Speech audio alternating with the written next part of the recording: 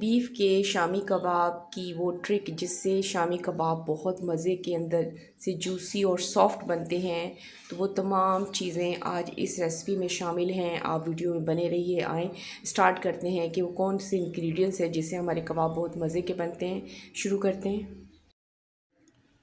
बिस्मिल्लाहिर्रहमानिर्रहीम। अस्सलाम वालेकुम। उम्मीद है मेरे तमाम व्यूअर्स खैरियत से होंगे। अल्लाह ताला सबको अपने ईमान में रखे।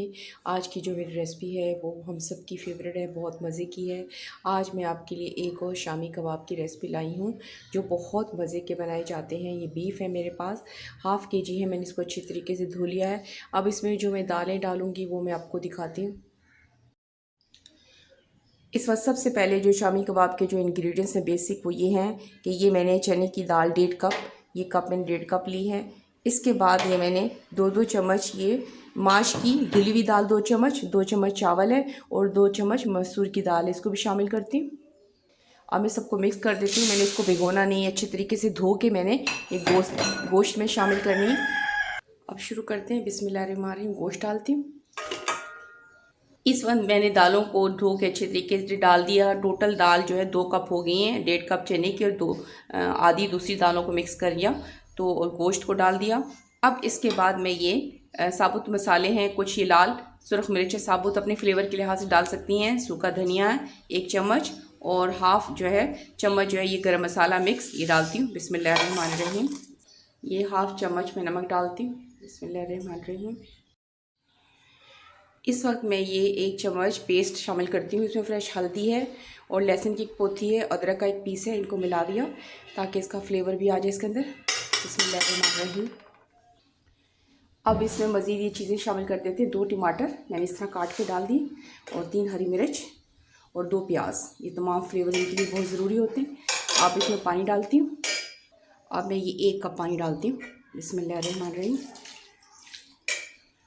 अब इसे कवर कर देती हूँ जब तक उबाल आता है। इस वक्त देखें हमारी शामी कबाब के जो मटेरियल है उसमें अच्छी तरीके से उबाल आ चुका है। अब मैं इसको हल्की आंच पे पकने के लिए इसके रख देती हूँ। जब अच्छी तरीके से तमाम चीज़ें गल जाएंगी फिर मैं आपको दिखाती हूँ। तो देखें हमारा जो शामी कबाब का मटेरियल था अच्छे तरीके से गल चुका है। ये देखें बहुत प्यारी खुशबू आ रही है, माशाल्लाह बहुत प्यारा कलर है। अब इसको ठंडा करती हूँ और दूसरे बर्तन में निकालती हूँ। ये इस वक्त मैंने खुले बर्तन में डाल के सारा मटेरियल शामी कबाब का ठंडा कर लिया। अब मैं इसके बाद ग्राइंड करती हूँ और आपको दिखाती हूँ।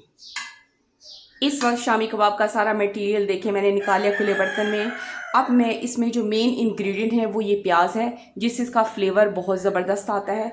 अब आपको जितने शामी कबाब बनाने हो उतने पोर्शन में आप प्याज शामिल करें और बाकी को फ्रीज़ कर लें। मुझे आधा इसका पोर्शन इस्तेमाल करना है तो मैं आधे में प्याज डालती हूँ और यहाँ आप नमक भी टेस्ट कर सकती हैं, अगर नमक कम हो तो आप शामिल कर सकती हैं। अब मैं मिलाती हूँ और आपको दिखाती हूँ।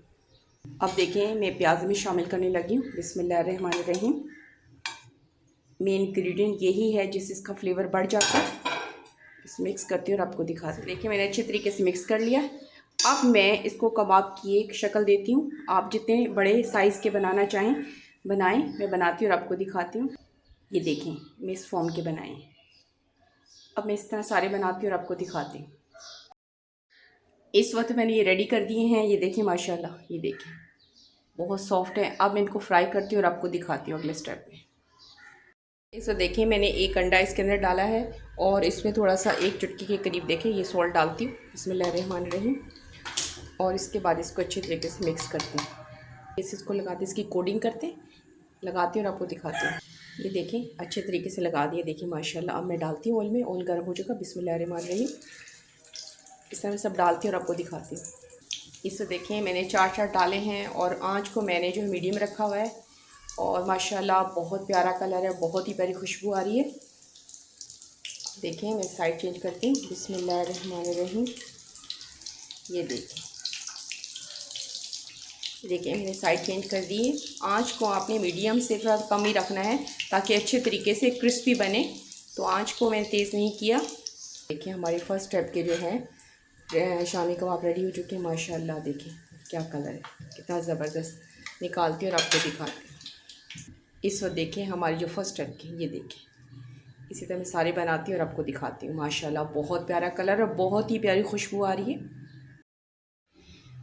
आज की जो मेरी रेसिपी थी शामी कबाब की इस वक्त कंप्लीट हो चुकी है अल्हम्दुलिल्लाह माशाल्लाह। बहुत ही प्यारा कलर है, बहुत ही प्यारी खुशबू आ रही है।